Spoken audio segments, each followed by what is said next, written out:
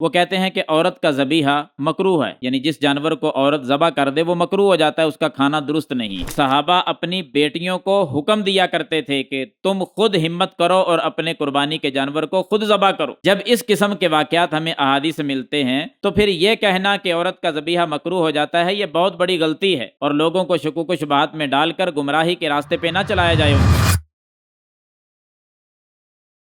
اہم ترین مسئلے کی طرف توجہ دلانا مقصود ہے، کیا خواتین، عورتیں اپنے قربانی کے جانور کو خود ذبح کر سکتی ہیں یا نہیں؟ ان کا ذبح کرنا شریعت اسلام میں کیسا ہے؟ تو نوٹ فرمائیں، بالکل صحیح ہے، عورت اگر ہمت رکھتی ہے تو اپنے قربانی کے جانور کو خود ذبح کرے۔ اسلام کے اندر منع نہیں ہے بلکہ اس کی ترغیب دی گئی ہے۔ بعض لوگوں نے اصل میں ان کو غلط فہمی ہوئی اور لوگوں کو شکوک و شبہات میں ڈال دیا۔ ان کے ہاں یہ ہے، وہ کہتے ہیں کہ عورت کا ذبیحہ مکروہ ہے، یعنی جس جانور کو عورت ذبح کر دے وہ مکروہ ہو جاتا ہے، اس کا کھانا درست نہیں۔ ان کی غلط فہمی ہے۔ میں آپ کے سامنے دلیل ذکر کرتا ہوں کہ عورت کا ذبیحہ جائز ہے، حلال ہے، اس کو کھایا جا سکتا ہے۔ صحیح البخاری کے اندر واقعہ ہے، ایک خاتون، ایک عورت بکریاں چرا رہی ہے۔ بکریاں چراتے چراتے ایک بکری بیمار ہوئی، تڑپنے لگی۔ اس کے پاس ذبح کرنے کے لیے کوئی چھری بھی نہیں تھی۔ وہ بھاگ کر گئی اور دیکھا کہ ایک تیز دھار والا پتھر پڑا تھا۔ اس عورت نے، خاتون نے، وہ پتھر اٹھایا اور اس پتھر سے ہی اس بکری کو ذبح کر دیا، مرنے سے پہلے پہلے ذبح کر دیا۔ اب یہ مسئلہ رسول اللہ صلی اللہ علیہ وسلم کے پاس آ گیا کہ یہ بکری حلال ہے